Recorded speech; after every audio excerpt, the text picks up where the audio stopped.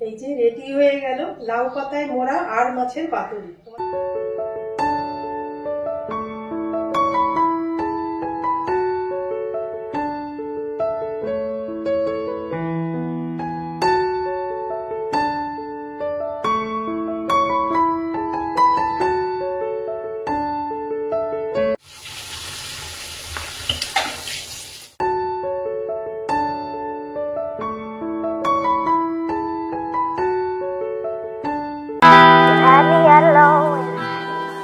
Hello everyone, good morning. তোমরা সবাই কেমন আছো? আশা করি খুব ভালো আছো, সুস্থ আছো। আমরাও ভালো আছি। দেবনাথ ফ্যামিলিতে তোমাদের আরেকবার স্বাগত।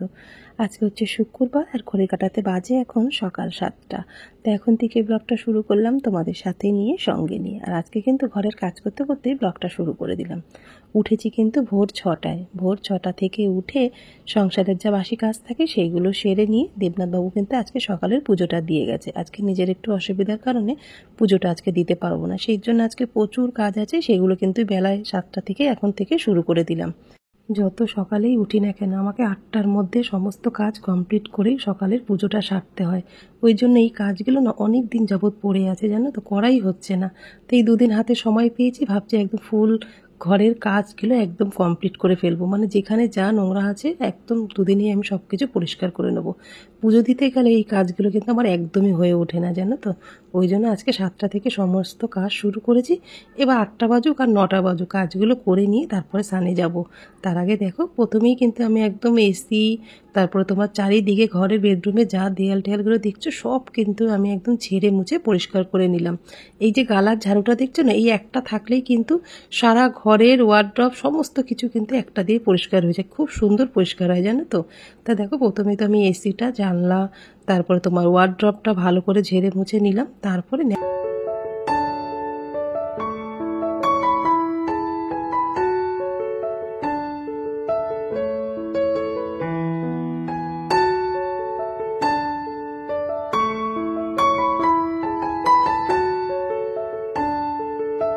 যখনই ঘর পরিষ্কার করতে যাই তখন সবসময় একটা কথাই আমার মাথায় আসে, জানো, আর একটু যদি লম্বা হতাম তাহলে মনে হয় ভালো হতো। যেখানে এখন হাত পাচ্ছি না, তাহলে তখন খুব সহজেই হাতটা দিয়ে ভালো করে কিন্তু ঘরটা আরও ভালো করে পরিষ্কার করে নিতে পারতাম। অনেক চেষ্টা করেছি, যতটা পেরেছি, হাত উঠেছে ততটাই কিন্তু আমি ওপর পর্যন্ত একদম ঝেড়ে মুছে পরিষ্কার করে নিলাম। কি করবো বলো, বেশি রিস্ক নিতে যাচ্ছি না। পা উঁচু করে বেশি রিস্ক নিয়ে মুছতে গেলে তা হট করে যদি চেয়ার থেকে পড়ে যাই তাহলে কোমর নিয়ে আমার বসে থাকতে হবে, আর আমার ঘর নোংরা থাকবে, আমাকে সেইগুলো বসে বসে দেখতে হবে। ওই জন্য বেশি রিস্ক নিচ্ছি না, যতটা পেরেছি আমার দ্বারাই সম্ভব হয়েছে ততটাই কিন্তু পরিষ্কার করে নিয়েছি। প্রচণ্ড ঝুল হয়েছিল, জানো তো, সেইগুলো দেখো সমস্ত কিছু কিন্তু ওই গালার ঝাড়ুটা দিয়ে মুছে পরিষ্কার করে নিয়ে তারপর একটা শুকনো কাপড় নিয়ে নিয়েছি। সেটা দিয়ে এবার সাদা ড্রেসিং টেবিল, ওয়ার্ড্রপ, তারপরে সাইড টেবিল যা যা আছে সমস্ত কিছু কিন্তু আমি ঘরের মোটামুটি চারিদিকে যা ঝুলটুল ছিল সেগুলো কিন্তু পরিষ্কার করে বিছনাটাকে ভালো করে ঝেড়ে মুছে নিলাম। তারপরে দেখো দরজাগুলো একটু মুছে নেব। এই মোছামুছি কাজগুলো যদি প্রত্যেক দিন করা যায় না, তাহলে দেখবে কিন্তু এতটা একবারে কিন্তু নোংরা হয় না, জানো। আজকে যেরকম আমার একটু চাপ পড়ে গেছে রেগুলার না করে করে, মানে সকালে উঠে কখন তাড়াতাড়ি করে কাজ সেরে স্নান করে আগে পুজোটা দিতে যাবো, সেই জন্য। মানে একা হাতে সংসার হলে এইরকমই হয়, জানো তো। একটা করতে গেলে আরেকটা হয় না, আরেকটা করতে গেলে আরেকটা হয় না। মানে সব কিছু একদিকে ম্যানেজ করা যায় না, জানো। যেরকম সবাইকে একসাথে খুশি করা যায় না, সেরকম সংসারেরও কাজ, জানো তো, একসাথে সব কিছু করা যায় না। যতই আমরা ভাবি না কেন, যেটা আমরা ভেবে রাখবো তার উল্টোটা গিয়ে হয়, জানো তো। যদি আমরা যেটা ভাবতাম সেটাই যদি হতো তাহলে কিন্তু সব কিছুই উল্টে যেত। তা আজকে কিন্তু কোমর বেঁধে হাউস ক্লিনের কাজে লেগে পড়েছি। যেখানে যা ময়লা আছে, ঝুল আছে, সমস্ত কিছু কিন্তু আজকে পরিষ্কার করে নেবো। গরমটাকে টার্গেট রেখে ভোর 6টায় উঠে সংসারের কাজ, হাউস ক্লিন, রান্না, বাজার সবটা আমি কিভাবে ম্যানেজ করি সেগুলোই কিন্তু তোমাদের সাথে শেয়ার করব। গরম পড়লে যদি বেলা করে না ঘুমিয়ে ভোর ভোর উঠে যদি সংসারের কাজ, রান্না, পুজো সবটাই যদি সেরে নেওয়া যায় না, দেখবি 12:30টার মধ্যেই কিন্তু আমরা সমস্ত রান্নাঘরের কাজ, ঘরের কাজ কমপ্লিট করে নিতে পারছি। তারপর অনেকটা সময় কিন্তু আমরা ঘরে বসে আরাম করতে পারি। আমরা চাইলে কিনা পারি বলো তো, 1 ঘন্টার কাজ আধ ঘন্টা করে নিতে পারি, আধ ঘন্টার কাজ আবার 10 মিনিটও করতে পারি।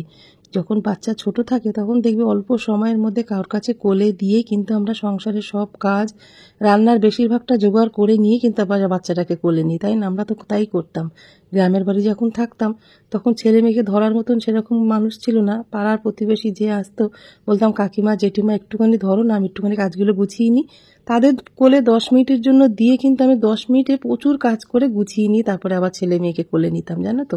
এইভাবেই কিন্তু করি। আর আমরাই পারি, আমরা নারী, আমরা সব পারি। তা ভগবান আমাদের মধ্যে সেই শক্তি দিয়েছে যেটা পুরুষের মধ্যে দেয়নি। একটা সন্তানকে জন্ম দেওয়া, সেই সন্তানকে বড় করা, লালন পালন করে সংসারের প্রতিটা জিনিস, প্রতিটা কাজ একদম পারফেক্টভাবে করে সংসারটাকে সুন্দরভাবে পরিচালনা করা, এটাই তো আমাদের কাজ। তাই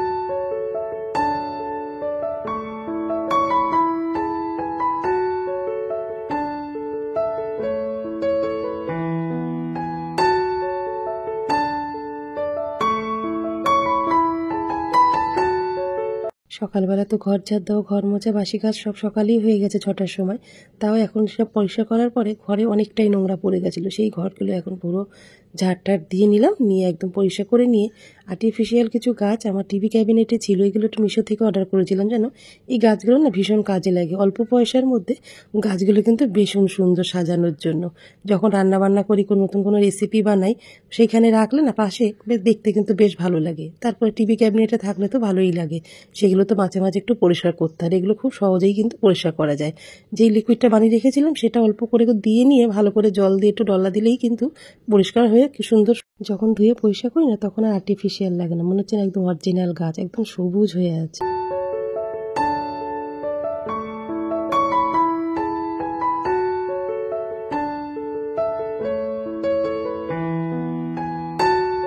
ঘরটা কিন্তু মোটামুটি ঝুল ঝেড়ে একদম পরিষ্কার করে নিলাম। কালকে বৃহস্পতিবার ছিল বলে কালকে কিছু করতে পারিনি, আজকে শুক্রবার, আজকে দেখো সব কিছু ঝুল ঝেড়ে আর একদম ওয়ার্ডগুলো পুরো একটু মানে ধুলো ধুলো হয়েছিল কদিনে, সেগুলো কিন্তু একদম পরিষ্কার করে দিলাম। টিভি ক্যাবিনেটটা তো যা অবস্থা হয়েছিল মানে বলার মতো না, প্রচণ্ড ধুলো হয়ে গেছিল, প্রচণ্ড ধুলো।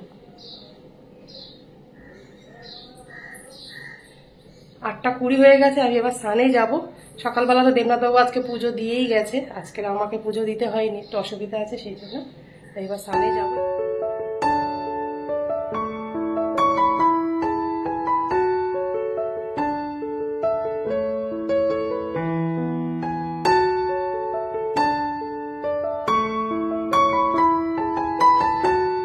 সাড়ে 8টাই বাজে, তার মধ্যে কিন্তু আমার ঘরের সমস্ত কাজ স্নান সব কিছু হয়ে গেছে। এবার না একটু বাজারে যাবো, ওই জন্য একবারে চুড়িদারটা পরে নিলাম। বাজারে একটু কিছু জিনিস কেনার আছে আমার, সেগুলো দেবনাথবাবুকে বলিনি, ও তো বাজারে সব কিছুই এনে দেয়, আমার তো বাজার যেতে হয়ই না বলতে গেলে একদম। কিন্তু নিজে যখন কিছু বানাবো, মানে আজকে একটা নতুন রেসিপি তোমাদের সাথে শেয়ার করব, সেই জন্য কিছু জিনিস আমার লাগবে, সেই জন্য নিজেই গিয়ে ওটা নিয়ে আসবো। আর পাশেই বাজার আছে, আমার কোনো অসুবিধা হয় না একটুখানি গেলে, মানে একটুখানি হাঁটাও হলো, বাজারটা ঘুরেও আসা হলো। তার মধ্যে দেখো বাবুও কিন্তু উঠে গেছে, এবার চাটা খাবো। তার আগে একটু বিস্কিট শেষ হয়ে গেছে, সেটাও কিন্তু আমাকে আনতে হবে, সেই জন্য আমি এখন বিস্কুট নেবো আর একটুখানি নিজের যা লাগবে সেইগুলো নেবো। তো দেখো আমি এবার একটু বেরিয়ে যাই, যা চলো বাজার থেকে এসে তোমাদের সাথে আবার কথা হচ্ছে।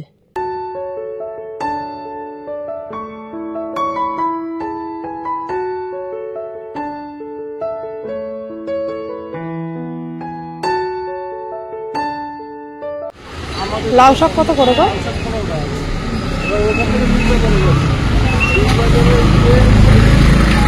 তো বড় বড় দেখে পাতা দাও না।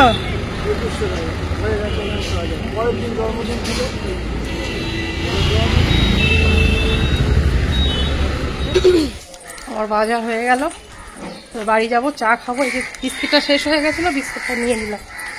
তো চলো।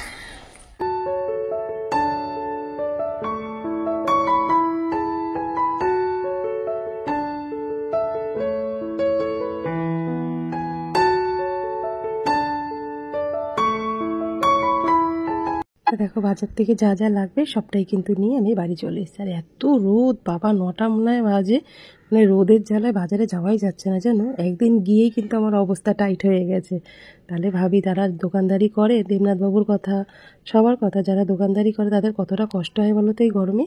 তো দেখো আমি কিন্তু আসার সাথে সাথেই কিন্তু বাবু চাটা বসিয়ে দিয়েছিল, এবার মা ছেলে মিলে জমিয়ে কিন্তু সকালে চাটা খেয়ে নেবো। চাটা খাওয়ার পরে ফুল এনার্জি নিয়ে কিন্তু এবার রান্নাবান্নার কাজে লেগে পড়বো, কারণ সংসারের কাজ তো আর বলবো না, সংসারের কাজ তো আমার সকালবেলাই হয়ে গেছে। বাজার থেকে আসলাম, তারপরে বাবু চা করলো, দুজনে মিলে চাটা খেয়ে নিয়ে ভাবলাম যা যা সবজি নিয়ে এসেছি একবারে কেটে নিয়ে রান্নাঘরে ঢুকবো। আজকে রান্নাবান্না যা করবো সবটাই তোমাদের সাথে শেয়ার করবো। আর লাউ শাকের পাতা দিয়ে কিন্তু একটা নতুন রেসিপি বানাবো, ওই জন্য লাউ শাকটা একটু আনতে গেছে তাড়াতাড়ি করে। আর হচ্ছে আজকে গরমের যেই সবজিটা আমরা সবসময় খাই, এখন তিতর তরকারি, মানে সজনে ডাঁটা, তোমার লাল আলু, উচ্ছে, এইগুলো দিয়ে একটা তরকারি বানাবো নিরামিষ। এটা একটু খেতে না আমার বিশাল ভালো লাগে জানো, গরমের মধ্যে একটু তেতো তরকারি। তো চলো সবজিগুলো কেটে নিই, অনেকটাই বেলা হয়ে গেছে, 10টা বাজে 10 মিনিট বাকি, তারপর রান্না বান্নাগুলো শুরু করবো।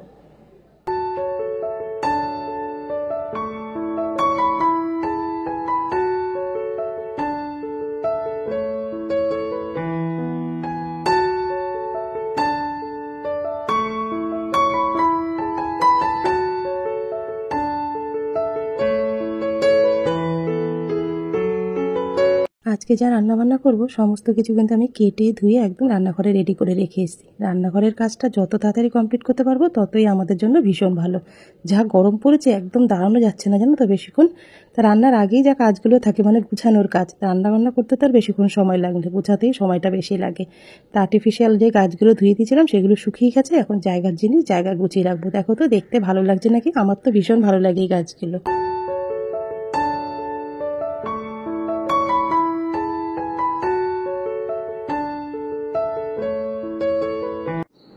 11টা 10 হয়ে গেছে, এখন এই সবে রান্নাঘরে আসলাম। রান্না বান্না সবকিছু জোগাড় করতে অনেকটাই তো সময় লাগে, সেগুলো কেটে ধুয়ে একদম গুছিয়ে নিয়ে চলে এসেছি। এবার রান্না বসাবো। ভাতটা হয়ে গেছে, ভাত নামিয়ে টেবিলে রেখে এসেছি।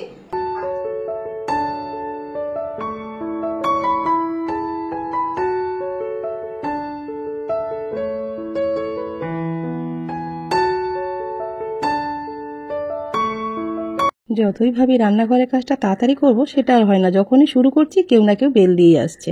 তো এখন কিন্তু নিতাইদা এসছে, এর আগে কে একবার বেল দিচ্ছিল নিচ থেকে, বারে গিয়ে দরজা খুলতে সময়টা ওখানে আমার অর্ধেক চলে যায় জানো তো। তো এখন নিতাইদা চলে এসছে বাজার নিয়ে। নিতাইদা চালটা শেষ হয়ে এসেছিল, সেই চালটা দোকানে ছিল, সেই চাল আর তার সাথে কিছু বাজারও পাঠিয়ে দিয়েছে। ইনি হচ্ছে নিতাইদা, এনার কথা যত বলবো ততই কম। এনারা আছে বলেই কিন্তু আমরা ঠিক সময় বাড়িতে বাজারটা পেয়ে যাই জানো তো। দেবনাথবাবু সম্ভব হয় না দোকানদারি করার পরে তারপরে আবার বাজারটা বাড়িতে নিয়ে আসেন, ওই জন্য নিতাইদা আমাদের দোকানে মাল ঠাল নেয়। রিক্সা আছে ওনার, রিক্সা করে মালগুলো দোকানে দেয়। তারপরে যখন বাঘাযতীনে কোনো কাজ থাকে তখন এসে নিতাইদা বাজারটা বাড়িতেই দিয়ে যায়। ওই নিতাইদাকে যতবার বলি যে গরমের মধ্যে এসছো একটু বসো, জল টল খাও, কিন্তু উনি একদম বসবে না, বসারও সময় নেই। কতবার একটা তরমুজ দেবনাথবাবু আবার বাজার পাঠিয়ে দিল, চালটা বাড়ন্ত হয়ে গেছে। চাল আর কিছু সবজি বাজার, দুধ, দই এগুলো শেষ হয়ে গেছিল, সেই জন্য এগুলো পাঠিয়ে দিচ্ছে। তা যেটা তোমাদের বলছিলাম, আজকে একটা নতুন রেসিপি তোমাদের সাথে শেয়ার করব। এর আগে কখনো বানিয়েছো কিনা বা খেয়েছো কিনা আমাকে কিন্তু কমেন্ট করে জানিও। আমার কাছে তো একদম নতুন একটা রান্না। লাউ লাউ পাতায় পাতুরি তো তোমরা অনেক রকমের মাছই খেয়েছো, রুই মাছ, কাকচি মাছ, মোরলা মাছ, বিভিন্ন ধরনের মাছ পাতুরি খেয়েছো, কিন্তু লাউ পাতায় মোড়া আর মাছের পাতুরি কখনো খেয়েছো কিনা সেটা কিন্তু আমাকে কমেন্টে জানাও। এই রেসিপিটা কিন্তু আজকে তোমাদের সাথে শেয়ার করবো। সেজন্য কিন্তু রোদের মধ্যে গিয়ে এই যে লাউ পাতা নিয়ে চলে এসেছি, লাউ শাক আর কি, ডাটাগুলো সব রেখেছি, যে কটা পাতা লাগবে আমি কিন্তু এখানে ধুয়ে একদম গুছিয়ে নিই। লাউ পাতায় মোড়া আর মাছের পাতুরি বানার জন্য আর মাছ তো লাগবেই। এখানে 5 পিস মতন আর মাছ নিয়ে নিয়েছি, এখানে লাউ পাতা নিয়ে নিয়েছি, আর এই দেখো এই সবজিটা তো বানাবোই। আর পাতুরি বানানোর জন্য এখানে রেডি করে নিয়েছি সর্ষে, পোস্ত, 1 চামচ ছোট চামচের জিরে, 3 কোয়া বড় কোয়া মতন রসুন আর কাঁচা লঙ্কা, আর এই পাতিলেবুটা তো আমার মাছের জন্য লাগবে। তো চলো মাছটা আগে একটু মেখে রেখে। আর মাছের পাতুরি বানানোর জন্য প্রথমে আমি কিন্তু একটু স্বাদ মতন একটু দেবো পাতিলেবুর রস। পাতিলেবুর রস দিলে না আর মাছে কিন্তু একটা গন্ধ আসে, সেটা কিন্তু আর আসবে না। দিয়ে দেবো একটু গোলমরিচের গুঁড়ো, ভালো করে এটা মাখবো। এটা ততক্ষণ মাখা থাক, ততক্ষণ কিন্তু আমি এই মশলাটা ভালো করে পেস্ট করে নেবো। সজনে ডাঁটার তরকারিটা বানানোর জন্য দেখো তেজপাতা, শুকনো লঙ্কা দিয়ে দিলাম, দেবো 5 ফোড়ন, দেবো এক এক করে সবজিগুলো। প্রথমে উচ্ছে দিয়ে দেবো,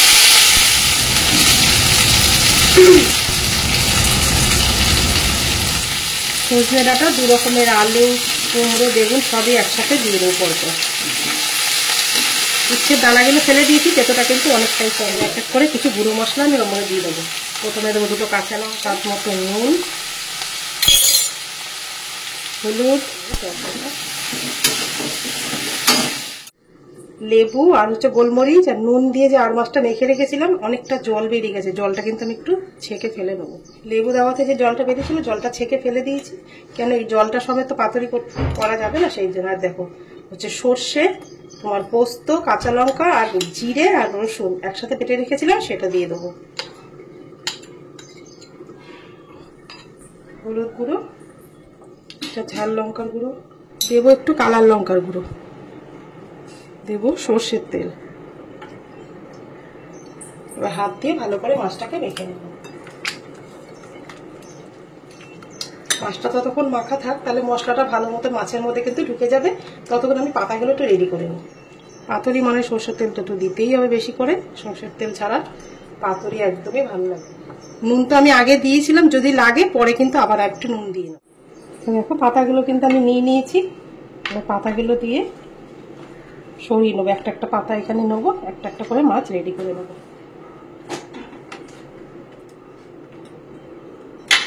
দুটো পাতা একসাথে করে দিলাম। এবার একটা আর মাছ এই মাঝখান থেকে দিয়ে দিলাম। মশলা দেবো, একটা পাকা কাঁচা লঙ্কা দেব, সর্ষের তেল। এবার এইটা মাছটা সুন্দর করে বেঁধে নেব। ওই জন্য দুটো পাতা দিয়েছি, তাতে সুবিধা হবে, তাহলে বেরিয়ে যাবে না মশলাটা। এইভাবে বেঁধে নেবো মাছগুলোকে। এই জন্য সাদা সুতো নিয়ে নিই।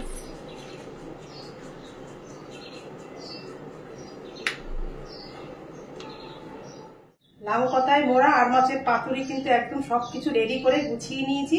এখানে 5 পিস হয়েছে। এবার দেখো কড়াইতে কিন্তু মানে গ্যাসে কিন্তু আমি চাটু বসিয়ে দিয়েছি। এরকম কিন্তু একটা ননস্টিক ছড়ানো চাটু নিতে হবে, নাহলে পাতুরি কড়াইতে করা খুব চাপ হয়ে যায়।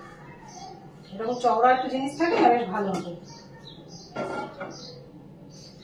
সব কটা রেডি হয়ে গেল। একটাই তোমাদের দেখিয়েছি, মানে বাঁধতে গেলে না একটু সময় লাগে, সেই জন্য ধরে ধরে বাঁধতে হবে, নাহলে আবার একদিক দিয়ে যদি একটু ফাঁকা থেকে যায় সবটাই মশলা কিন্তু বেরিয়ে যাওয়ার সম্ভাবনা থাকে। ওই জন্য একটুখানি ধরে ধরে বাঁধতে হবে।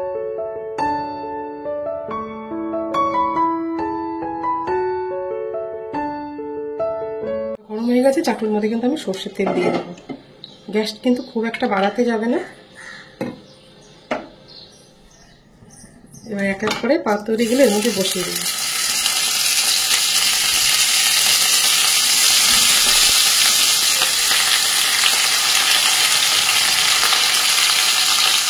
সব কটা পাতুরি কিন্তু আমার এর মধ্যে ধরে গেছে। এবার হালকা করে এটা হতে দেবো। ও পিঠটা হয়ে গেলে এ পিঠে উল্টে দিলেই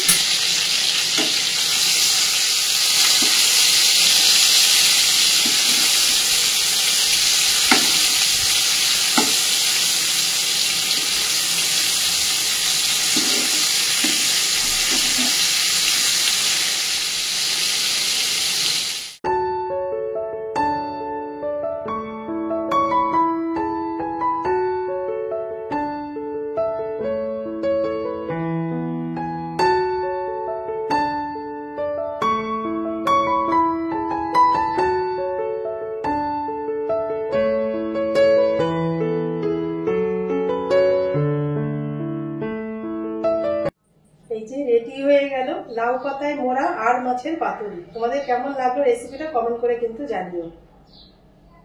খেয়ে দুপুরবেলা খাওয়ার সময় তোমাদেরকে জানাবো কেমন হয়েছে রেসিপিটা। একদম নতুন রেসিপি, আশা করছি তোমাদের ভীষণ ভালো লাগবে। তো চলো খাওয়া দাওয়ার সময় তোমাদের সাথে আবার পরে কথা বলছি।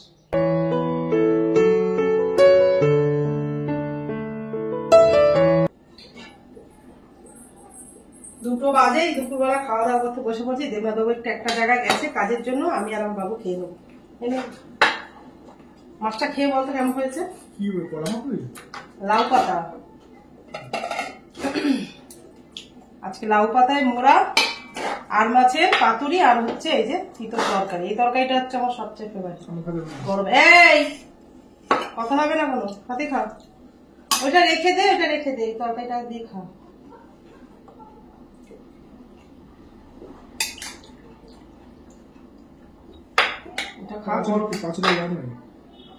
গরমে এটাই ভালো লাগে আমার। লাল আলু ওটা এখানে নেই, এখানে নে, কি নেব? মাছটাই নে না, পাতা সমেত মাছ। মাছটা লাগবে না। হ্যাঁ এটা খা। পাতা খায়? লাউ পাতা তো। মাছটা খেয়ে শুধু বল দেখি কেমন হয়েছে।